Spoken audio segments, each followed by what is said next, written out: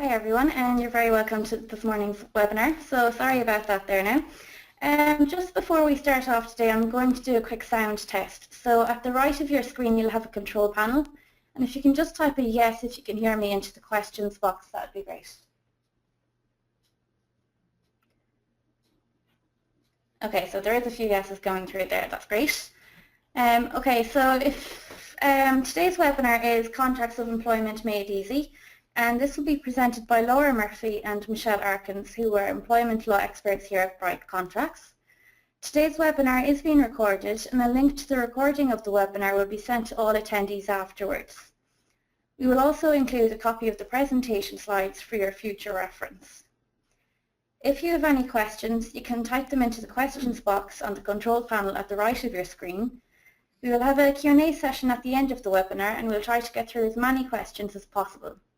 So I'll now pass you over to Laura to begin today's webinar. Thank you. Thank you all so much for joining us today. I've set out an agenda here that you can see.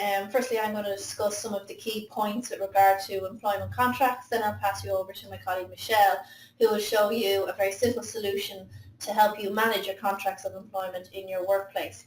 And then, as always, we'll gladly take any questions that you have at the end. I suppose in terms of your employee-employer relationship, the contract of employment really is the most important thing that you'll ever deal with. It really is the foundation stone of the employer-employee relationship. So I cannot reiterate enough how important it is for employers to get their contracts right and to get them in place. Not only will it clarify certain conditions for the employee, but for the employer it will also offer you extra protection, and it will really be your go-to guide in the event of a dispute. Just before we kind of go into it, when we started talking to our source customers a number of years ago now, I suppose, most of whom are small employers, probably similar to yourselves, I would imagine. So we soon learned from talking to those customers that there was a lot of confusion amongst Irish employers when it came to contracts of employment. And I've listed some of those queries, questions and misconceptions here for you to see. And some of them you may or may not be familiar with from your own thinking. And what I want to say on it is that whilst the importance of the contract cannot be stressed enough, they really shouldn't be something that employers fear or feel that aren't necessary for them. So our goal today is to simplify the employment contract for you and to make it accessible to small employers. And hopefully in the course of this webinar today, we'll answer some of those misconceptions and dispel some of those misconceptions. So moving on, and just firstly to touch on to the legal side of it, it actually is a legal requirement that all employees receive a written statement for their terms and conditions of employment. And this includes your full-time employees, which is obviously always kind of the standard one and the obvious one, but it's also your part-time employees. They should also be getting contracts of employment.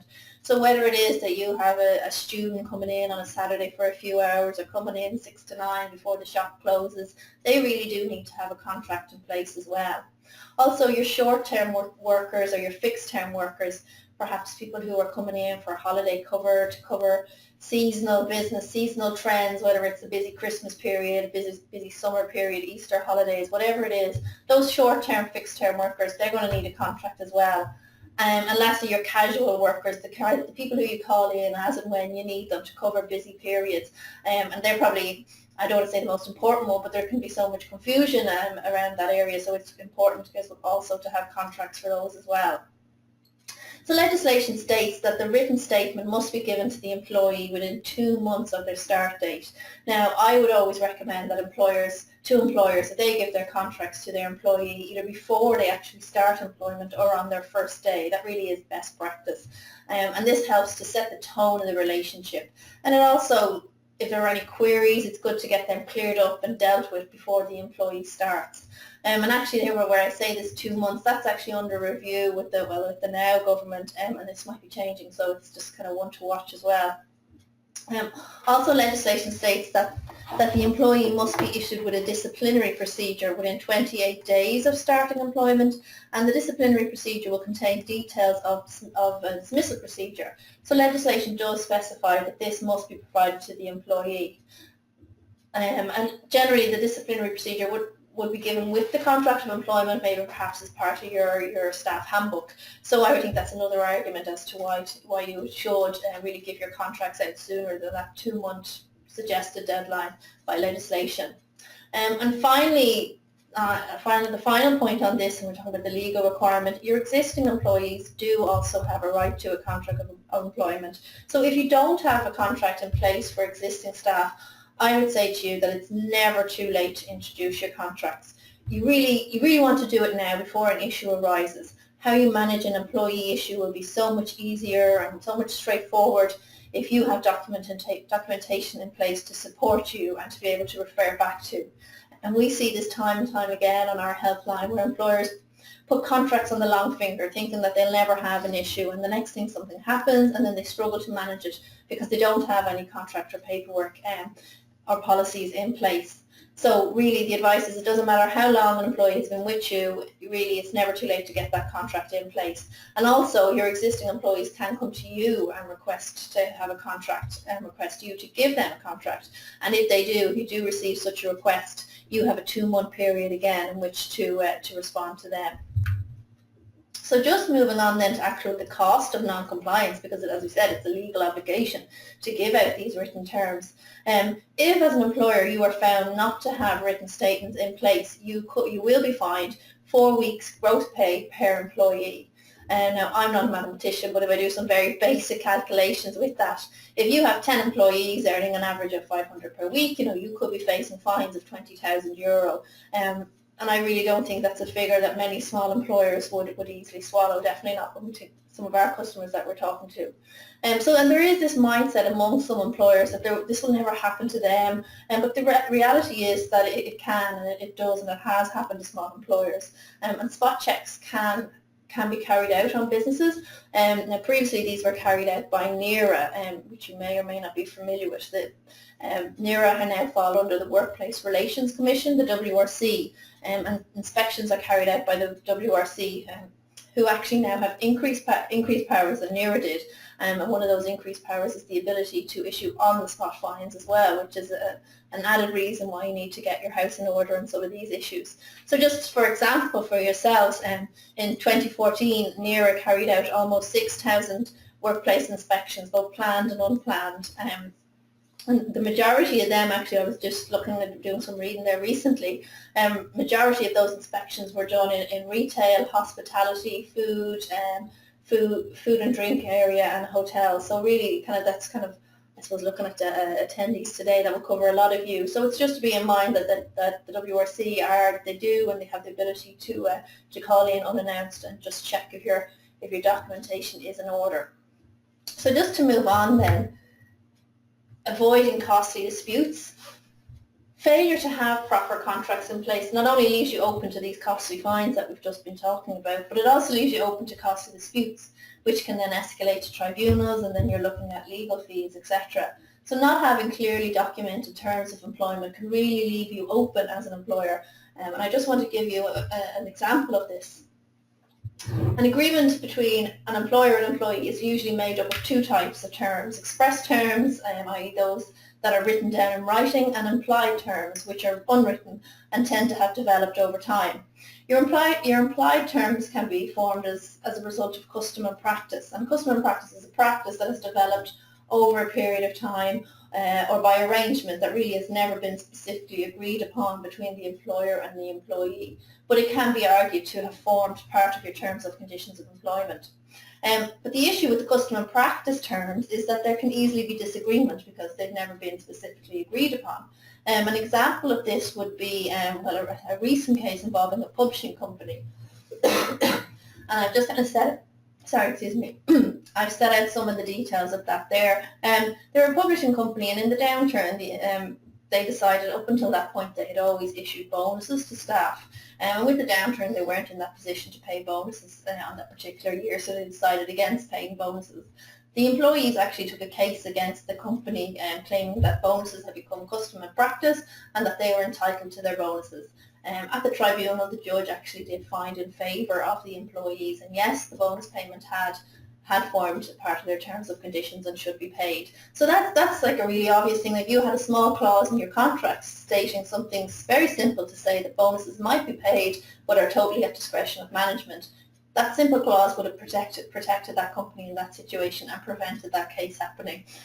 There's also a recent case that we came across just talking to one of our customers, and they were telling us a little bit about why they were now using bright contracts, and it was a local hairdressers, and they had let somebody go, but again, they kind of been happily going along for a number of years, and again, this kind of idea when nothing's ever going to happen to me, I'll be fine. Lo and behold, they did have to make a dismissal, and lo and behold, that employee or former employee did bring a case against them.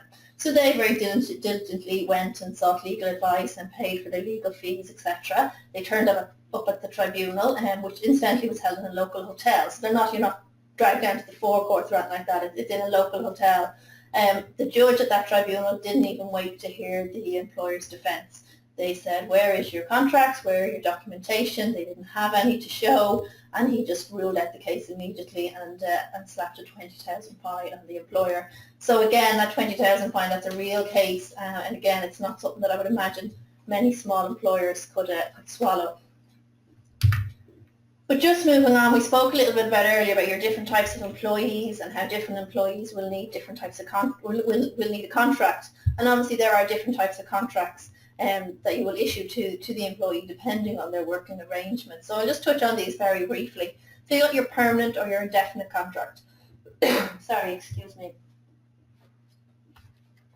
A permanent contract is a contract between an employer and an employee where no end date is specified. So you expect this person to be working with you for the foreseeable future. Permanent contracts don't have to be full-time. It can very much be a part-time member of staff as well. Your fixed-term contracts is obviously a person who is employed for a limited but definite period of time with a predetermined end date. Specific purpose contract, that could be somebody who have in for a particular project. So you don't really know when the end date is, but you know that whenever this project is over, they will finish working with you. Again, temporary contract is similar to the above two that we've just talked about. And then casual contract and 0 hours contracts. So this is the as and when person, the person that you call in maybe to cover extra hours. So there's no continuing relationship, particularly with the casual contract, and the individual may be contacted when required.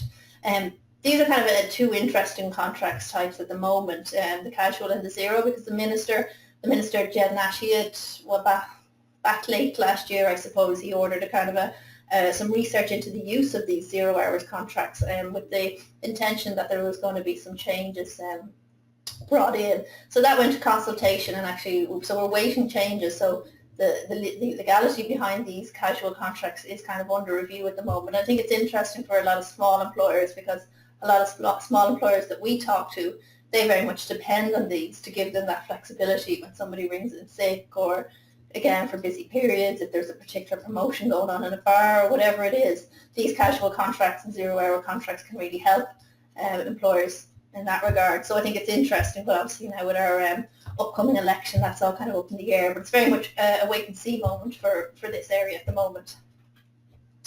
So again, just moving on into what should be contained in your contract of employment. I won't go into this in too much detail, because I know Michelle is going to kind of go through the contract with you in a minute, and she'll kind of show you in more detail. But legislation does state there is some specific information that needs to be in your contract. It's not a matter of just kind of putting a few bits in writing. There is some certain information that needs to be included in that. And I've set them out there: your name and address of your employer, your employee, place of work, job description, duration, if it's a fixed term, paid leave, sick leave, those kind of details, they must be in your contract. But just moving on, what I really want to talk to you about is the best practice clauses, and these are the additional clauses, and these are really what make your contract sound and sturdy and robust. So in addition to these statutory minimum requirements, these best practice clauses really are recommended, kind of for two reasons, because A, they provide greater clarity on the relationship between the employee and the employer, because some of these clauses will be specific to your company and what's happening in your organisation. And B, they'll protect you, the employer, if something arises, and it'll be a fallback, a point of reference for you as well. So just to give you a sample, I suppose, of what these best practice could be would be the probation clause, pay in lieu of notice clause if you wanted to, if somebody had handed in their notice and you want to terminate them kind of immediately rather than working their notice. Post-termination restrictions, this kind of clause can restrict an employee from working with competitors or signing up customers after they leave. Confidentiality arrangements or bonus one there, I have noticed that as well, and we've just kind of seen the case on that as well. So you can really pick and choose after the statutory minimum of what clauses can suit your organisation, and you can really kind of add in extra ones that would really protect you and clarify the relationship. And I would really, really recommend that you do consider some of them. So I mentioned then briefly earlier about the disciplinary procedure, and it could be part of the company handbook, and I just touched briefly on this company handbook, but I just wanted to expand on that a little bit, as really the company handbook and the employee handbook, or company handbook, staff handbook, employee handbook, they can be kind of interchanged, the names, I suppose, but they go hand in hand with the contract of employment. The handbook really should be issued in conjunction with the contract of employment, and it sets the tone of your organisation. It's you can set out your objectives, your company's ethos, but it also outlines the standards of conduct that you expect as an employer and the standards that you expect from employees in the company. It can set out details regarding safety, your company regulations, and any kind of administrative procedures in the company, whether that be how you apply for holiday leave. It can inform your employees of terms and conditions of employment as well, and it's a useful reference guide for both your employers and your employees. And I find that all the time it's always kind of a go-to guide, especially for managers who are posed with a question. It's a good place to be able to refer back to. But the one thing I would point out as well with the company handbook is it really needs to be regularly reviewed and updated. It's a working document. It's not something that's kind of put in a drawer or left. It really should be a well-thumbed document, and it should be easily accessible to all. That's probably one question that we get a lot from people is, do I need to print off a company handbook and give it to all staff members? Because a company handbook can be quite lengthy and there can be a lot of pages in it. I know our standard one is, I think it's 37 pages.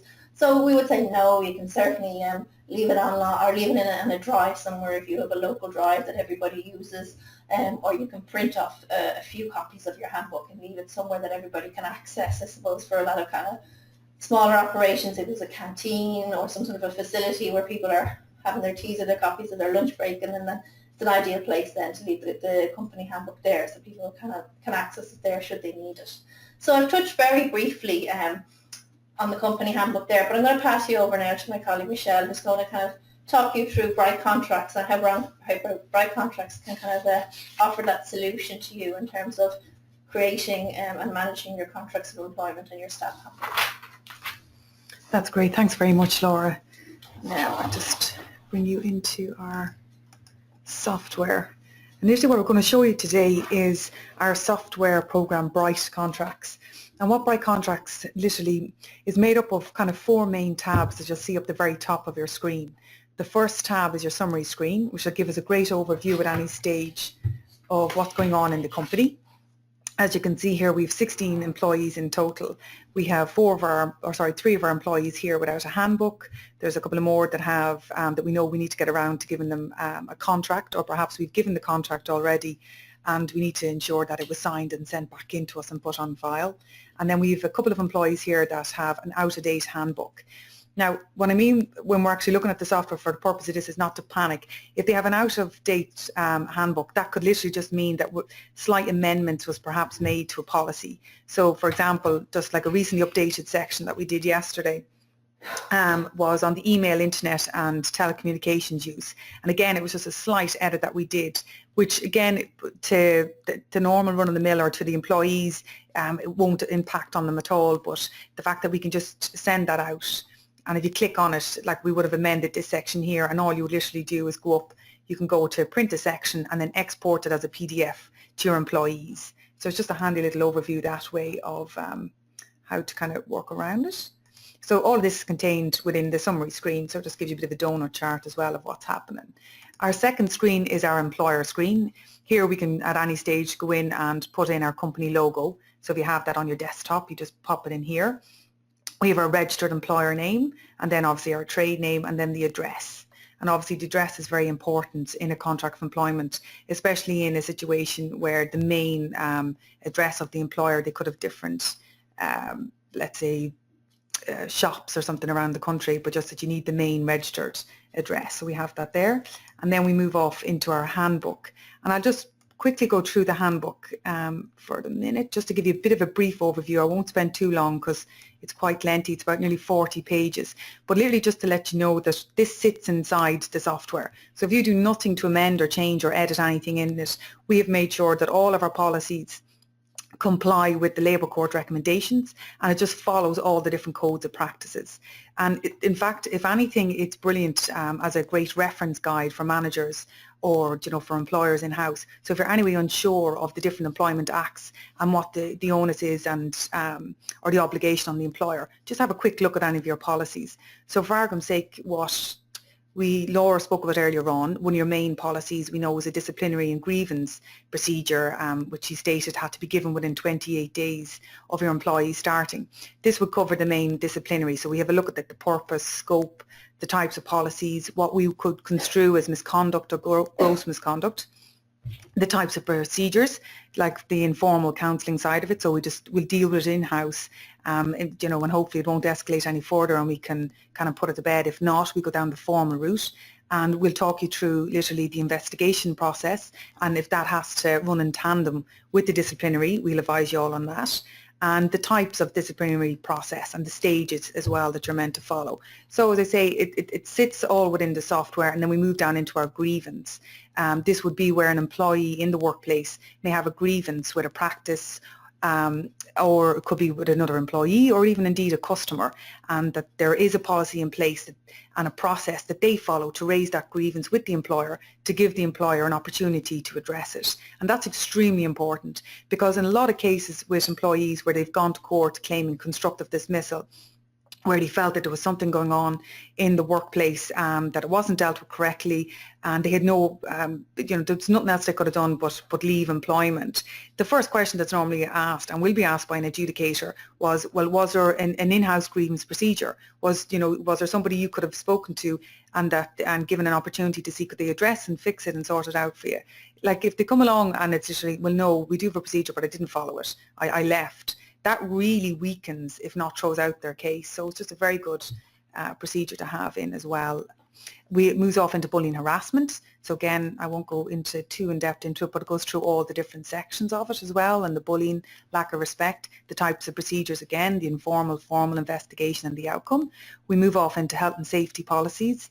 I'll just always remind people it's not a health and safety statement. Obviously, that's a separate document you need to ensure that applies to your own business, but it just again gives you an opportunity to put in key details for fire or accident reporting, first aid or personal protective equipment.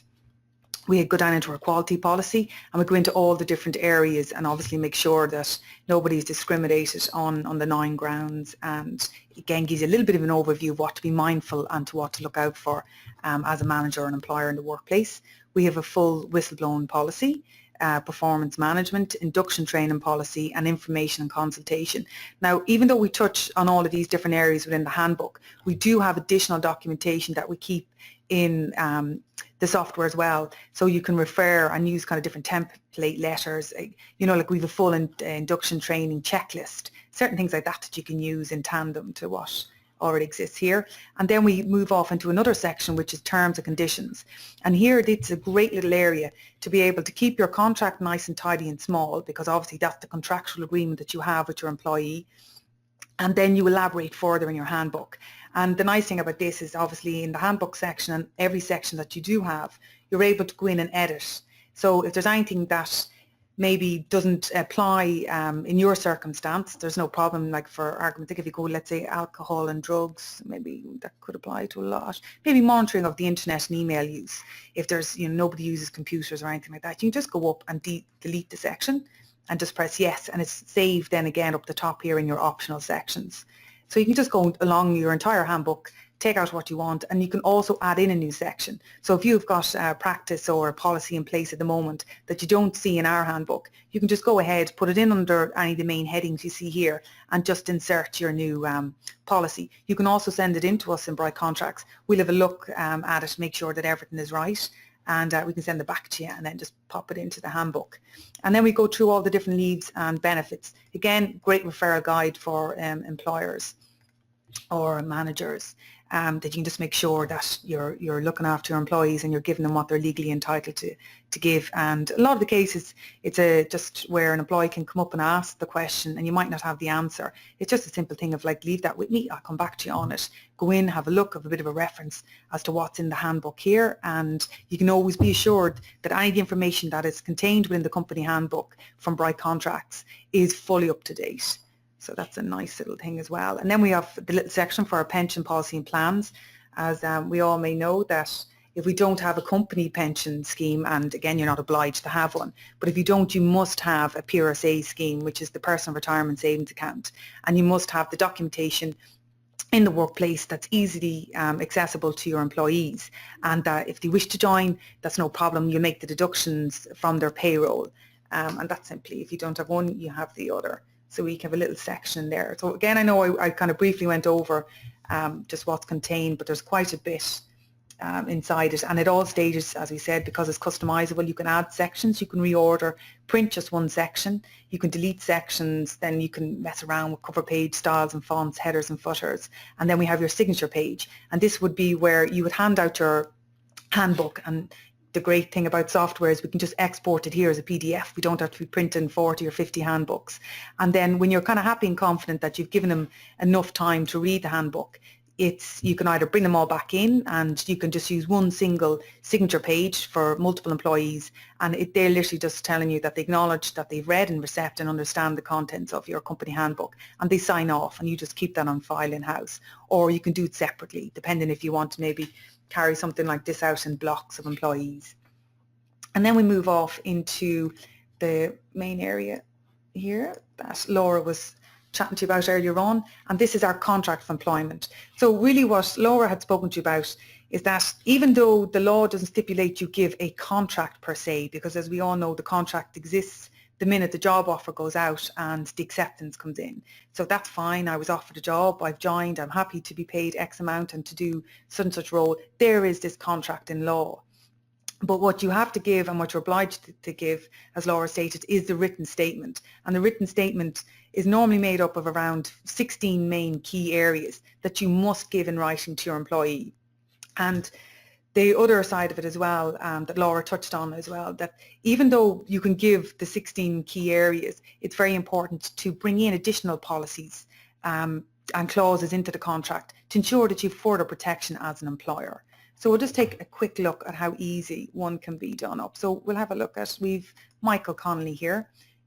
He's no contract at the moment. So all I'm doing is clicking on Michael here on the left of the screen, going up and pressing new contract. And what I can do is, rather than start from scratch with Michael, I know for a fact that I'm hiring Michael, and Michael is actually going to have the exact same job role as Justin Foley, who joined me last September. So I'm going to click on, and I'm going to use this now as a default contract, and I can go in and still change all my areas. So in order to do up the contract, we can see it's just made up of a couple of tabs here with different headings at the very top of the screen. And all I have to do is literally go through one step by step and input any information into the relevant areas.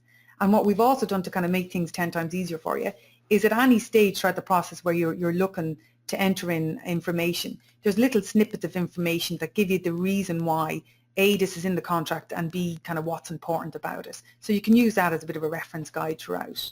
So we can see here from our first tab from the employee, we've Michael Connolly, we've Michael's address, and we know that Michael's male. We can put in his date of birth. Again, this is only really necessary if you've employees that are under the age of 18. Michael's job also is going to be a sales assistant, so I don't need to change that. And his job description, what we've done in our company is that we have them as separate documents that they can read either with the contract or at a later stage. And really the job description just breaks up the main duties, roles and responsibilities that they have within the company, which is kind of, it's a good thing to have if you've got people in positions that they're quite varied and quite wide. So it just means you can narrow it down, and that there's a great degree of flexibility in it as well, but that your employee knows at all times what exactly their role is in the company. We know that we need to enter in the rate of pay. So what I'm going to do here is, Michael is actually going to be on €11 per hour. So I don't really need to change anything on that. I'm going to be paying actually Michael fortnightly, and it'll be by credit transfer. So that's perfect, and all I do is press save. Move off into dates and places. The date of the contract will be today, the 18th. The commencement of employment was the 18th of July. So I just want to get rid of that because that would have been my default contract. So he's going to be starting with me also today. Commencement of period of continuous employment would be if Michael had worked in a different company and would be transferring over, or if there was a transfer of undertakings, that's where we put in the date into there, to that section. Again, gives you a little information on it if you're a little bit unsure as to why we've asked for it. The probationary period length, again, Michael's only starting with us, so we're going to put him on a 6-month probationary period, and we're going to make sure that that's included. And it's very important with your probationary period to have a clause to ensure that the Unfair Dismissals Act won't apply. So that's just giving us an opportunity to make sure that Michael's going to work out in our company, and that equally, you know, Michael's sure and is happy with the job and the expectations that he has, and that we're happy with his performance. And then we'll review and assess that throughout the 6 months. And if necessary, we can extend the probationary period for a further 3 months. And if we do that, we'll make sure that we'll give a contract to stipulate that we've extended it, and that will further review him. So just to make sure that you have that. The place of work, we just have the ward in County Dublin. There's no problem at all.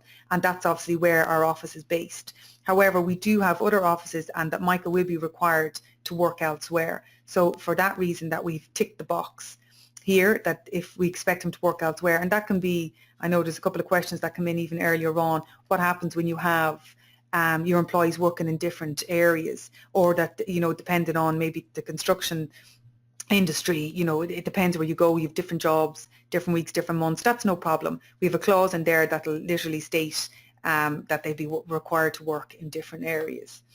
We also, if there's anyone in the company for this, at this stage, Michael doesn't and won't be required to work outside the state for more than 1 month. But if he did, we'd have to ensure and that we have certain areas covered as well within the contract. And again, if you tick that box, that'll just default straight in for you. So it's just a nice little handy guide.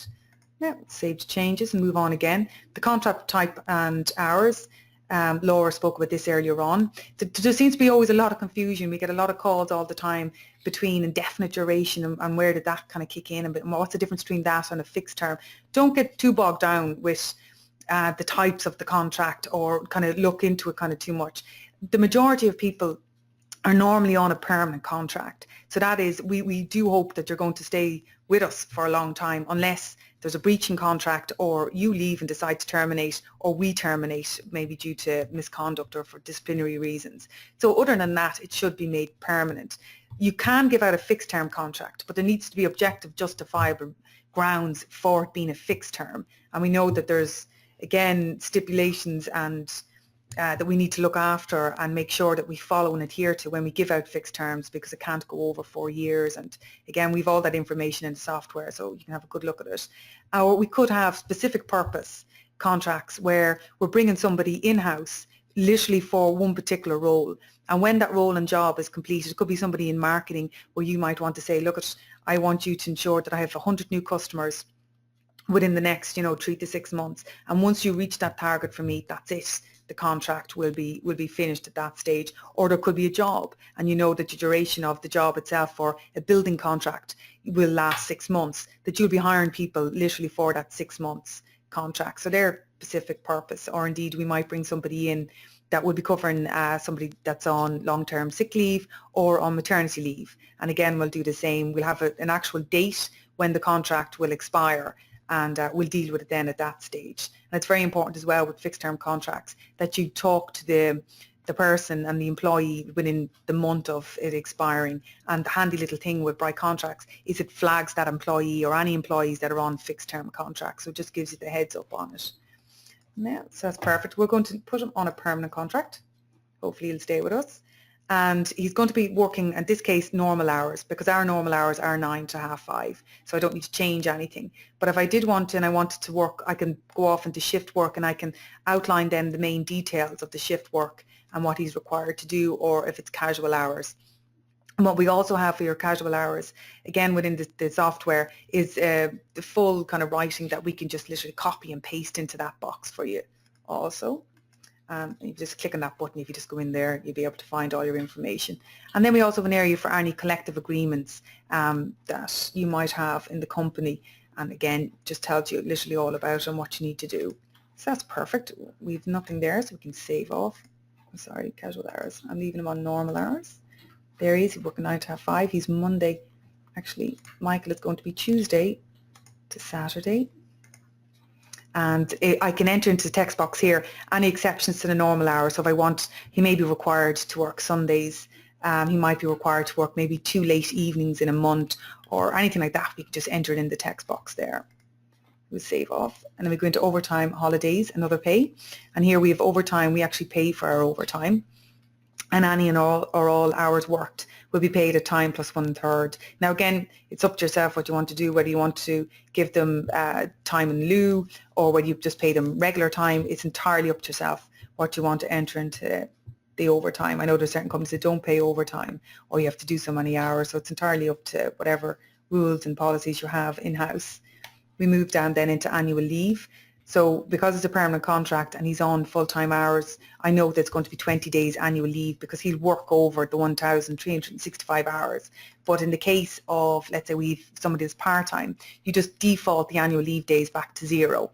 And then that'll default into your contract and will just state clearly that he's entitled to obviously 8% of all hours worked in a leave year. So that's no problem. I'll leave Michael on his 20. Come out of there. And then we have pay in lieu. So if an employee must be paid, and this again is very important for an employer. So if somebody's planning on leaving or if we were terminating the contract, that rather they work out their notice, we can just pay them in lieu of notice. And it's important to have that clause in the contract. So we have it there and I'm going to tick that box. So that's perfect. And sick pay. In this situation, actually, we don't have a sick pay scheme. So if Michael's out, there's nothing that the company is going to be doing. So I'll make sure I uncheck that box and save. And then move into our miscellaneous. Our rest breaks are unpaid. Michael will have a full hour. He'll have 60 minutes. And again, you can change all of this as well in the times or whether you want to pay or not pay. And the compensatory break details, if you want to enter that in, if it's a type of occupation that look at, there can be some times, some days that it's not feasible for the poor employee obviously to take the break. And we need to ensure that they have adequate rest periods, I mean under the health and safety grounds as well. So if he doesn't, we can compensate him at a later date. Then we look at the notice that's required for termination of the employment by the employee. So this instance, we'd like Michael to give us 1 week's notice. And then we have the area here for statutory notice. So it gives us, again, a bit of an outline, depending on the length of service that your employees have at the company, what it is that you're entitled to give them if you're going to end the contract. Here we have the least number of sick days for which we would require a doctor's certificate from Michael. We'll leave it at 2 days. And then the required notice we'd like from Michael if he can't work on a particular day. So, I mean, again, I know when we speak to some customers, they kind of want 24 hours or 12 hours, but you have to be sort of reasonable. If somebody's going to be ill in the morning, you know, there's no way to give you that sort of notice. So I think the norm is probably 2 to 3 hours you're hoping for. And then we will have a little area here for notice of absence requirements. So again, we can just even copy this little section here where we would like, if Michael's going to be out, we would like Michael to be able to contact our immediate manager by phone. You're required to contact your manager directly by phone. And that we could even enter in there that we will not and do not accept Facebook messages, text messages or LinkedIn messages, which seems to be happening from time to time in different companies. We have a retirement age here. We'll leave it at 66. It's better to have a retirement age than not. And then even if somebody reaches the age of 66, this contract will cease. But that doesn't mean you can't go ahead and give them another year or 2 years fixed term contract if you're happy to do so. And what I spoke on again in our handbook earlier on, our pension scheme or our PRSA provider. So we don't have a company pension scheme at the minute, but we do have a PRSA provider and we just use our own normal, our local bank, which is the AIB bank. So all you can literally do is walk in the door, pick up the brochures, bring them back, notify your employees that yes, our PRSA is AIB, we have all the booklets here. If you want to check up on it or you want to speak to maybe somebody in AIB, there's no problem, someone will come down. And if you wish to join, that's great, we'll look after you and make the deductions to your wages. Now we press save. And then you just move in at the very end what we have And the reason we do this is because we know not every position and not every person in the company is going to have the same contract of employment. As I'd say, a contract of employment we might give to a senior manager or even a company director will have a lot more different clauses in it than somebody that's perhaps working just part-time, doing 10, 12 hours at a weekend. For that reason, we give the option for you to build in additional clauses that might be applicable to certain employees and not the others. So for example here, what I've done is I've built in acceptance of gifts, confidential information, expenses, deductions from wages, very, very important to have in, double employment, again, that obviously we need to ensure as employers that he's not working over a maximum working week of 48 hours. So if he's doing 40 hours at me, I can't have him working in some shop up the road another 20 or 30 hours. And if I'm aware of that, I need to do something about it. Again, they're just all different acts you need to be mindful of. A meal allowance, we're going to be looking after that. A right to search clause. And if there's anything else I want to go into, all I simply have to do is go into our section here. You see? Yeah. And then come back out of that in on our additional content section. So what I can do is just, I will need my license key. Now, because we've made sure that we have all your information. There we are. So all I literally have to look at is any of the different additional sections here. There may be mediation or layoff and short time, which is a very good one to have. So again, anyone you click on, you can just copy and paste and then go back into the software.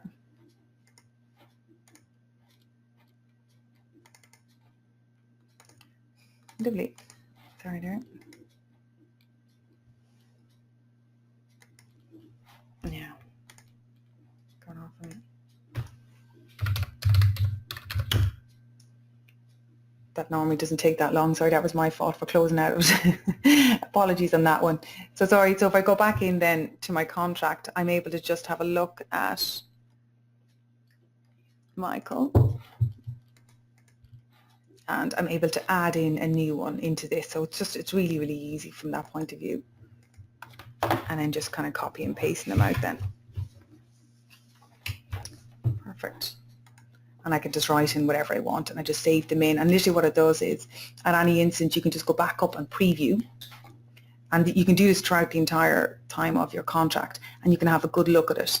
And when you see when you preview in, there's a lot of information here in the contract that you wouldn't have kind of been reading as you go through the different stages in creating the contract. And that's because from a software point of view, we've locked and kept that away, I suppose, from anybody within the company to go in and edit anything that would, you know, render you sort of non-compliant or that you'd be putting any type of clause into it that really wouldn't wash or stand up in court or in front of an arbitrator. So it just further protects you from that point of view. And what we also do in the introductory statement side of it, we make sure that we reference the company handbook and that the policies and procedures that are contained within the company handbook are also part and parcel of the terms and conditions of your employment. So it's just a very useful thing to have because one will talk about the other. And it just goes through all the main headings that we literally looked at in the contract, the start dates, probationary periods, positions, place of work, type of contract, employment out of state, hours of work, so on and so forth. So all the key areas that you're obliged to have in the written statement and also more to ensure that there's protection there for you as an employer. And the great thing is that if there's not a clause at the moment inside by contracts, like we have a lot in ourselves, so if there's something that you wish to add and you wanted advice on it, for argument's sake, if you wanted to go down the road of restrictive covenants or, you know, really lengthy confidentiality agreements, you would get our advice beforehand just to make sure that it is something that would stand up for you and not render the contract void or illegal in some cases. Okay, so that's literally how quick it is.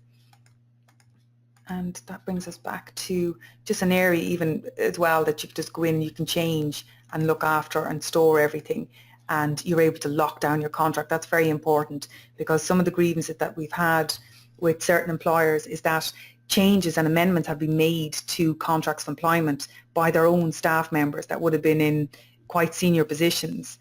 And so we just kind of added the further protection by ensuring that we locked it down. So for argument's sake, if I wanted to go in and have a look at Michael, and then I spoke with Michael, Michael was very happy with his contract of employment and he signed it and I signed it because obviously the obligation is on the employer.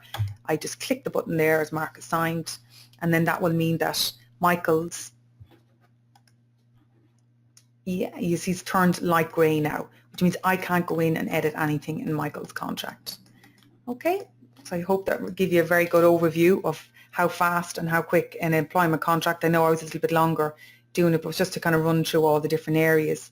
So we're kind of hitting that time now. I suppose we better go back over to you, Laura, to do maybe a couple of questions. I know there's a lot that's coming in at the moment. Perfect. Thank you very much, Michelle. So we'll just have to take a few questions as they're coming in, but just just before we do, just to kind of finally sum up, I suppose, really it's so important to get your contracts in place, and because, as I said earlier, they are the backbone of the relationship, and your handbooks really do go alongside your contracts as well. So it's really best to get the two of them all done and all sorted together. And I hope from Michelle's demonstration that you can kind of see and agree that by contracts really is an easy solution to help deliver that to you as well, and that the support there in terms of kind of, obviously you can go off and do it your own and the controller's with you, but we have the support there just to kind of at the other end of the phone should you need it. So just seeing what kind of questions are coming in now. Michelle mentioned, I see one, contracts for apprentices. The software doesn't actually have contracts for apprentices, but I would absolutely agree that yes, you should. It's a different kind of agreement. You should have a written agreement in place with an apprentice, and if it's something that you're considering using an apprentice, certainly come to us and I can kind of point you in the right direction in terms of the template. I suppose it's a much shorter agreement, but there are agreements that you should put in place, and we can certainly point you in the right direction if you are hiring apprentices and you need to have something in place. And then there's another question that if the employee has been with you years, do you date the contract as today or when they started? No, it's very important that you date the contract from the date that they started in the company. And this would be for reasons for like redundancy purposes. So if anything was to happen on the line, you were to make them redundant. Obviously their redundancy, the years take effect from the date. So, and again, never ever to worry too much about something like that we would get a lot of times of, I'll sneakily put in a different date so it doesn't look like that I haven't met my obligation, what I should have done years ago. Don't worry, just make sure that whatever on the content is correct. And as Laura said very earlier on in the webinar, that there's no problem. If somebody's with you years, there's absolutely no problem on giving them, because all you're doing as an employer is making sure that you're looking after your obligations and just fulfilling that. So there's no problem. You can put it back, date it back to 1980. It doesn't make any odds. Yeah, there's no problem. Just another one there, place of work section, can it vary? Absolutely. The default contract that Michelle's actually taken you through, and we default that if you're creating one, the place of work will default as the employer's address. Just to, in 9 times out of 10, that's the case, and it's the majority of cases. But that's in a free text box within the contract, so within the software, sorry. So you're able to change that, no problem. And absolutely, it's the case in lots of different work environments that there is no one fixed place of work, and it'll very much depend on the project or whatever it is. So absolutely, it's perfectly fine to say that the place of work varies or differs, and the right contracts definitely allows for that as well. Yeah, very good. Just trying to read a few more of these. If you want to change a term or a condition that's in the contract, can I just go ahead and do this and tell the employee at a later stage? No. It's for the simple fact, I suppose, that like what you have is a contractual agreement that two parties entered into from day one. So you can't unilaterally just change any of the terms and agreements without discussing this with the employee. So the best thing to do is just invite the employee in, have a chat with them, tell them the reasons, because again, as an employer, if you're reasonable and you've reasonable grounds and justifiable grounds for doing what you're doing, then, an employee will normally, 9 times out of 10, will work with you. But if you're trying to just go in there and change something, definitely if it's anything as significant as reducing their wages or reducing, as Laura said earlier on, bonuses or anything that would have an immediate effect on them, then no, absolutely, you do need to sit down with them. When it comes to like the changes of rostering and hours of work and stuff like that, again, it's something you must sit down and speak to your employee about, and just make sure that you have their consent and rejig your contract. So for argument's sake, for we had even earlier on in the software, you can just go back into that individual's contract and redo that specific section and just hand it back out again. And at least you're happy that the documentation you have in place is fully up to speed, like with currently with your employees. Like, so that's very important. Yeah, and you kind of just maybe just a similar note, but not totally related. If you are kind of making changes to your handbook, and I know Michelle kind of referred there at the start of her speech where she had made change to her email policy. If you make changes to your handbook, do you need to reissue a whole new handbook to everybody? Particularly if you're not in an email work environment where people aren't using email and online every day. And no, you don't have to print off a whole new 40-page document. It's perfectly acceptable to just print off the new clause or the change clause, highlight to people maybe in a staff memo that this is a new policy in place, you've recently put in a social media policy or whatever the case may be, and then you're just printing off that one policy, and you can add it into your documentation, or you can put it up on a notice board, or you can send it out to employees, but you don't have to, again, print off the whole 40-page document. We've another question. Can you have a contract of employment without a staff handbook, or do you need both? That's a good question. I mean, I can have the contract or the written statement, and it depends. Like, we have looked at certain contracts from Bright Contracts users that we would have now at the moment, they would have sent in, and like some of them are 18 or 20 pages long. And all I'd say to you is just be very careful, because this is a contract that you have and you're bound by the terms and the conditions inside. So you want to make sure you're not including too much in there that's going to restrict you from being able to make amendments. And that's why we'd always say it's best to keep your contract short and sweet, but make sure you've all the relevant information and clauses that you need for the company, and then elaborate and build in a lot more in the handbook. And as I say, because one talks about the other, it's very, very good, even bring them to court or anything like that. Like, we've seen one particular customer that I dealt with last week, he was delighted that there was something he didn't even realise even at the time was in his own handbook that actually saved him in a case, and he was able to use that as well. But you also have to look at the different types of policies and procedures that you have in the company are quite lengthy, so you do want to keep them in one document. You don't want to have 15 or 20 different documents and to be going around to your employees asking them to sign different pages, and then you've a huge big employee file. So it's just best to have both. Yeah. Just seen another question coming in. I think we've time for a couple more. Where is it gone now? Can you include a section saying the employee may travel outside the state for a number of months? Can you? Probably the question is, do you have to? Because yes, you do have to include that section if it is the case that somebody's going to be travelling and working outside the state. If they're working outside the state for longer than a month, then certain terms and conditions must be put in writing to that employee. And Bright Contracts definitely accommodates for that as well. And just different things that need to be included. So yes, you do have to, and you should. And Bright Contracts, yes, Bright Contracts does allow it. We've just another one there. Basically, they're looking for the cost of the software. Yeah, I suppose that's something we should have spoken about maybe a little bit earlier.